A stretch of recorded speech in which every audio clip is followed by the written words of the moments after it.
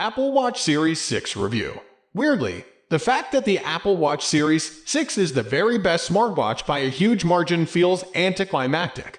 That's probably because the same was true of the Series 5, the Series 4, and even the Series 3. At this point, the company would have to massively screw something up with the Apple Watch for it to be knocked out of the lead spot. Apple did screw anything up, but that's not the same thing as significantly moving forward either. The Series 6's updates comprise a bunch of very minor updates that will be unnecessary to the vast majority of people who will buy it.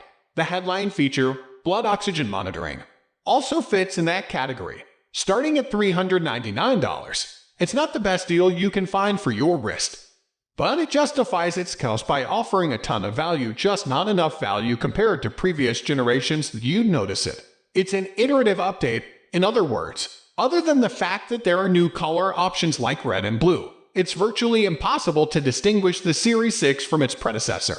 The only tell is that the sensor array on the bottom is different to accommodate the blood oxygen sensor on the newer watch.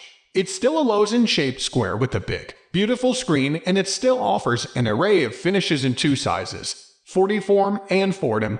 The Series 6 has slightly faster charging. In my tests, it was charging from 0 to 100% in a little over 2 hours, while the Series 5 had 80%. That's a fairly minor bump, but it is marginally useful since more people will be looking to charge it at in-between times so they can take advantage of the new sleep tracking features in watchOS 7. There's a new processor inside the Series 6, but that hasn't affected my experience at all. Battery life and speed both appear to be identical to last year's model. That means I'm getting about a day and a half on a single charge, but less if I use it for exercise tracking.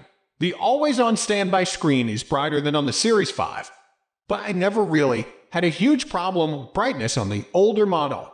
Finally, there's an always-on altimeter and the aforementioned blood oxygen sensor. Add all those iterations up, and I believe that if you have a Series 5 or Series 4, there's not a compelling reason to upgrade. This many generations in, it's clear that the upgrade cycle for the Apple Watch ought to be closer to 3 or 5 years for most people. If it is time for you to get an Apple Watch, either your first one or as an upgrade, a harder question for me to answer is which one to get. There's the Series 6 and there's also the new Apple Watch SE, which lacks an always-on screen, but otherwise supports the vast majority of things most people want out of a smartwatch. The low-cost Series 3 is still sticking around, and heck, if you can find a refurbished Series 5 or 4, I think either of those would be a good buy. Trying to parse the differences between the different Apple Watch models is about as difficult as trying to distinguish the dozens of slightly different phones Samsung makes. Instead of offering clear choices based on features, Apple is flooding the zone with an option at every conceivable price point from $200 on up to well over $1,000. If you haven't looked into the third-party app ecosystem for the Apple Watch in a while, I bring you good news. It's great now. There are third-party apps for many of the things I want on my watch, including bike ride tracking, trail maps, Google Maps, and more detailed weather apps. I don't usually get to these apps via the Apple Watch's app list, though I usually launch them via watch face complications. Apps can now put more than one on a single watch face, which offers just a bit more customization. I still can't find a single watch face I like to use all the time, but the new options do make it easier for me to set activity-based faces to switch between.